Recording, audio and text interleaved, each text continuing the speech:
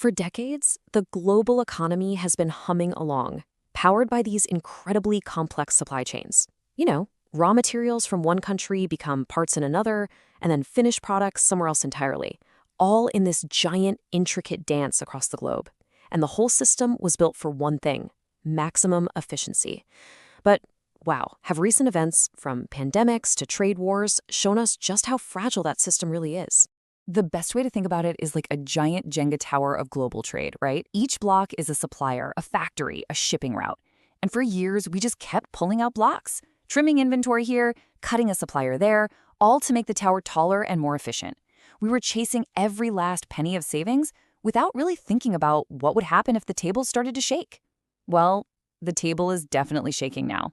And to really get how fragile this tower is, you just have to look at how one single event in one single place can send shockwaves across the entire planet.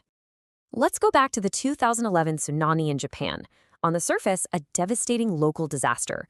But within weeks, the effects were hitting everywhere.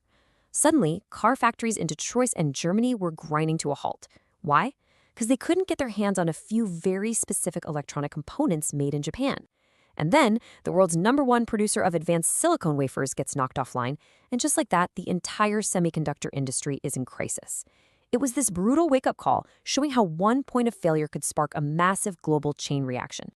So that's the big question, isn't it? How did we manage to build a system that's so interconnected, but also so incredibly vulnerable? How could one disaster in one corner of the globe bring whole industries to their knees? Well, the answer lies in this one philosophy that has pretty much dominated manufacturing for the last 40 years.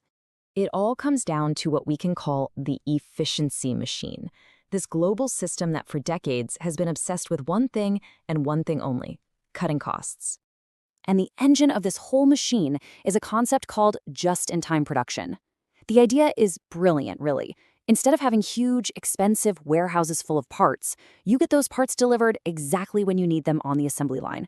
It slashes your storage costs, it cuts down on waste, it makes the whole process unbelievably lean and efficient. In this system, it grew to a completely mind-boggling scale. Since the year 2000, the value of all these intermediate parts crisscrossing the globe actually tripled to over $10 trillion annually. That's a 10 with 12 zeros after it, flowing through this just-in-time network every single year. And here's the crucial thing to understand. We built this whole global machine with one dial, and we cranked it all the way to maximum efficiency. We optimized for cost, not for resilience. We basically designed it for a perfect, stable, predictable world. But that is not the world we're living in anymore. Yeah, we're in a totally new reality now, where these huge, system-breaking disruptions, they're not those rare black swan events anymore. They are the new normal. I mean, just look at how often this stuff happens now. Across all industries, a typical company can expect a major supply chain disruption.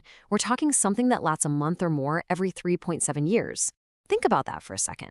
A shock that can alter the course of your business isn't a once-in-a-career event. It's now a regular part of the business cycle. And the threats? They're coming from all directions. It's not just one thing. We're talking pandemics, trade disputes, cyber attacks, extreme weather, you name it. These surface area for risk has just exploded. And what's interesting is that not all industries have the same weak spots. Take the apparel industry. It's super labor-intensive, right? So it's incredibly vulnerable to things like pandemics or floods. Now flip over to the semiconductor industry. Their biggest nightmares? Geopolitical trade disputes and sophisticated cyber attacks. They're less worried about something like heat stress. Every value chain has its own unique risk profile. Okay, so we know the risks are frequent and they're varied. But what does a disruption actually cost? Brace yourselves, because these numbers are genuinely staggering. So if you average it out over a decade, companies can expect to lose the equivalent of 42% of one single year's profits, just from supply chain disruptions. Let me say that another way. The combined hit from all these shocks over a 10-year period is like taking nearly half of an entire year's earnings and just setting it on fire. This isn't just some minor budget issue. This is a major threat to a company's financial health. And in a worst-case scenario, well, the source material puts it pretty bluntly: a single severe 100-day disruption, which is something that could happen every 5 to 7 years, could completely wipe out an entire year's earnings, or even more in some industries. We're not talking about a setback anymore. The risk is literally existential. Okay, so the problem is crystal clear. The old system is just too brittle, and the price of failure is way too high. So the big question is, how do we fix it? How do we build something better? Well, there are two main paths that companies are looking at. The first is what you might call rebalancing, literally picking up and moving factories and suppliers. This is what people talk about with reshoring or nearshoring. But the second, and arguably smarter path, is about building resilience, making the system itself stronger and more flexible, no matter where the factories are physically located. Now, you hear a lot of talk in the headlines about ending globalization, bringing everything back home. But the reality is, it's just not that simple.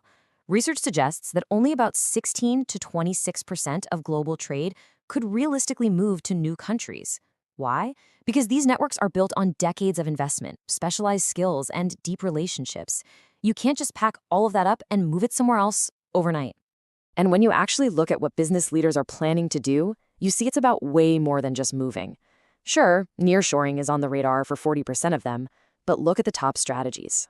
Over half, 53%, plan to use dual sourcing, so they're not totally dependent on one supplier. And almost as many, 47%, are going to increase their inventory of critical parts. It's not one move, it's a multi-layered defense strategy.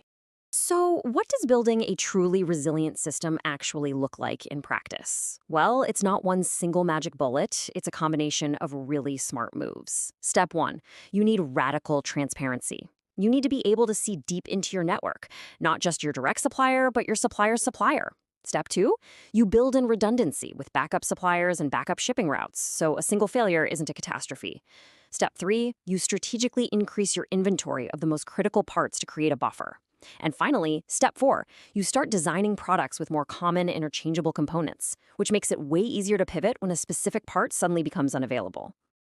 So, the big takeaway here really is that the goal isn't to tear down this incredible global system that's created so much value. It's not about turning back the clock on globalization. The future is about making globalization smarter, more transparent, and a heck of a lot more robust. And that leaves us with the ultimate question. For decades, we all kind of believed there was this fundamental trade-off. You could have an efficient supply chain, or you could have a resilient one, but you couldn't have both. What we're learning now is that that's a false choice. With today's technology and smarter strategies, the real challenge and the real opportunity is to figure out how we build a system that finally delivers both